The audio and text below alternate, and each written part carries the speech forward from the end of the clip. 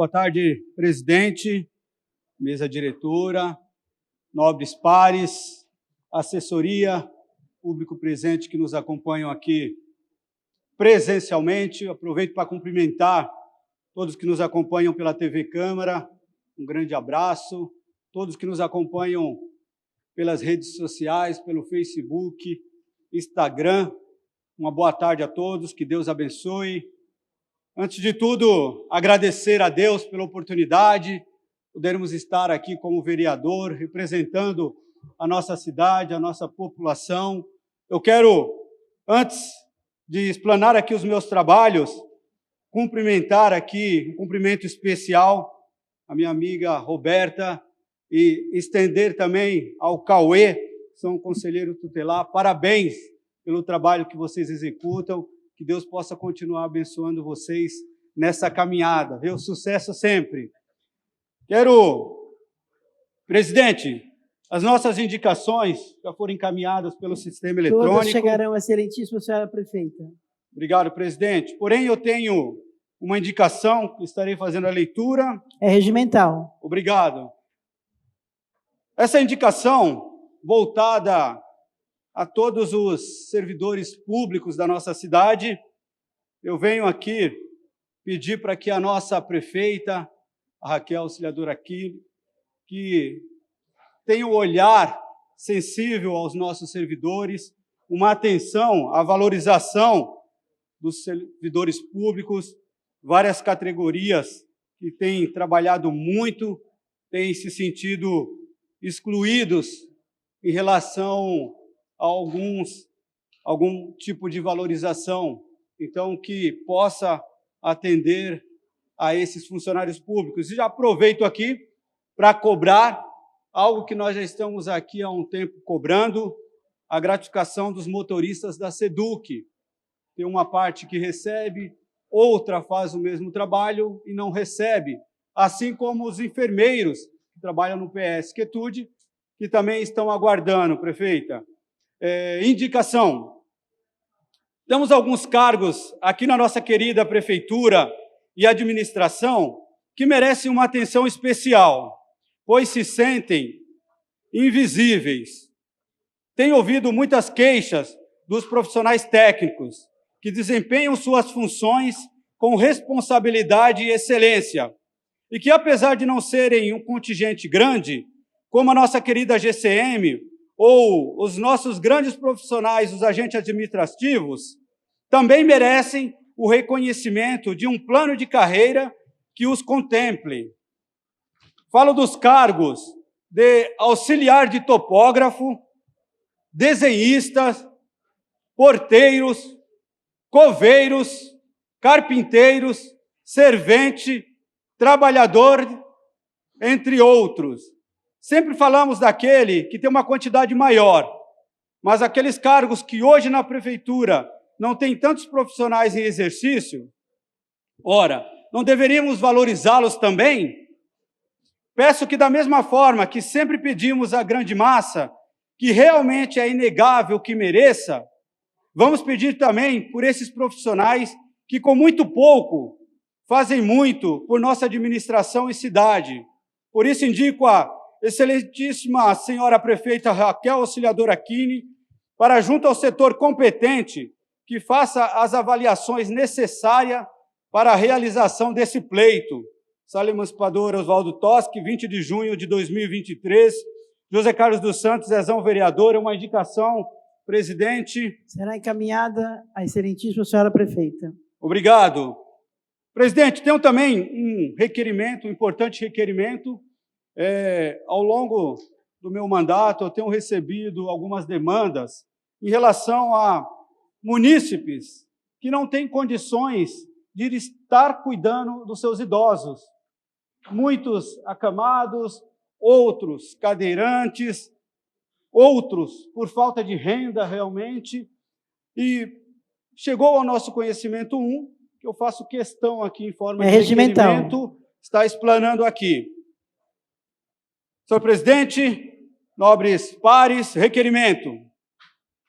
Em contato com munícipes, este vereador teve sua atenção chamada para limitação na estrutura de acolhimento aos idosos de famílias carentes por parte da Prefeitura. Tais limitações podem ser exemplificadas pelo caso particular de um casal de deficientes visuais, com uma filha também deficiente visual, que reside com uma idosa doente, com total dependência dos cuidados de outras pessoas. O casal, que por razões óbvias não tem condições de cuidar sozinho desta senhora, até recentemente pôde contar com a generosidade de uma vizinha que assumiu para si essa tarefa. Mas devido a uma cirurgia ortopédica, não mais poderá cuidar da amiga idosa. Como a família não tem condições de contratar uma cuidadora ou de interná-la numa casa de repouso particular, a mãe idosa necessita de internação numa casa de acolhimento no município. Após cumprir todas as etapas necessárias, a solicitação de uma vaga em casa de acolhimento pública para idosos, a resposta recebida pela munícipe foi de que sua mãe terá de aguardar em uma fila de espera. Infelizmente, esta situação precisa de uma solução imediata e não há prazo para ela ocorrer.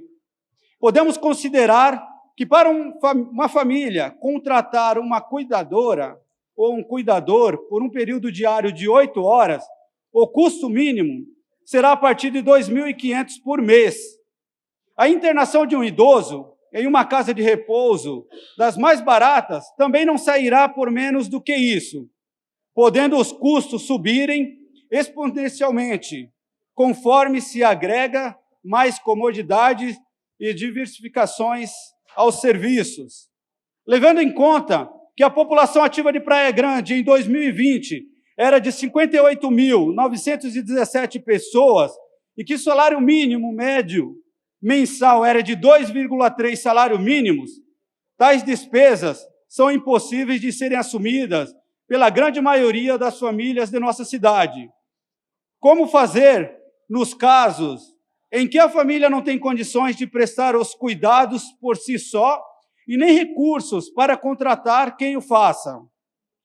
Daí a necessidade imperiosa da nossa Prefeitura estar em condições de acolher e prestar o atendimento digno e de qualidade a todo e cada um dos idosos que tenham necessidade.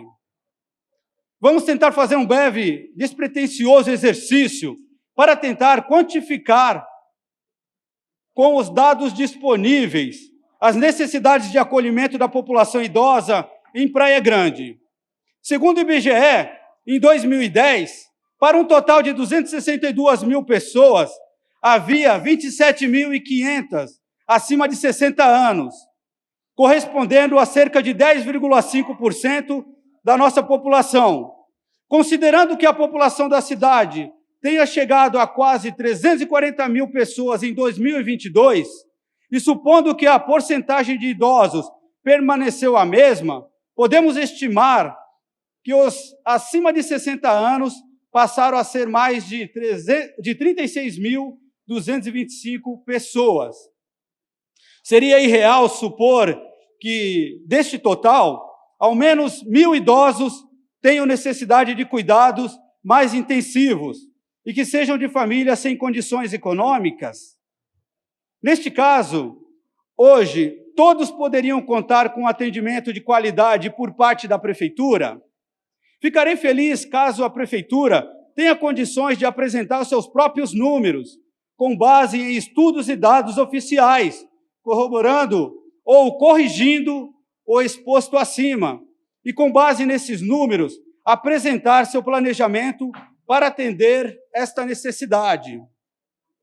Segundo informações que pudemos apurar, atualmente a Prefeitura disponibiliza o atendimento aos idosos através do Centro-Dia, também conhecido como Creche do Idoso, criado em 1997, com 6 unidades voltadas a pessoas com mais de 60 anos, cujos familiares trabalhem e não tenham com quem deixá-los durante o período diurno, atendendo um total de 70 idosos, e o Lar São Francisco de Assis, criado em 1994, para atender os idosos com necessidade longa, permanência e que atendia 65 idosos em 2003. Esse trabalho visa levantar a discussão sobre a atual situação em relação ao acolhimento dos idosos carentes em Praia Grande, para que, de posse do correto diagnóstico, possamos estabelecer as prioridades e metas de melhorias na qualidade e atingimento desse importante serviço público, de modo a não mais permitirmos que uma parcela particularmente vulnerável da população possa ficar sem o atendimento. Diante do exposto acima, requeiro à mesa e a este respeitável plenário que, satisfeitas as formalidades regimentais, que seja enviado o ofício à excelentíssima senhora prefeita Raquel Auxiliadora Kini, para que seja feita uma avaliação junto à secretaria competente e que responda aos seguintes questionamentos. Pergunto: 1. Qual o número total de casas de acolhimentos públicas, filantrópicas e particulares existente no município de Praia Grande? Qual o número total de vagas públicas e particulares que essas entidades disponibilizam ao município? 2. Quantos idosos aguardam a internação no Lar São Francisco de Assis? Qual o atual prazo de espera? 3. Quais canais de comunicação, site, e-mail, telefone e presencial os cidadãos podem acessar para saber em qual posição da fila de espera do seu familiar está? Por favor, informar caso haja algum procedimento específico. 4.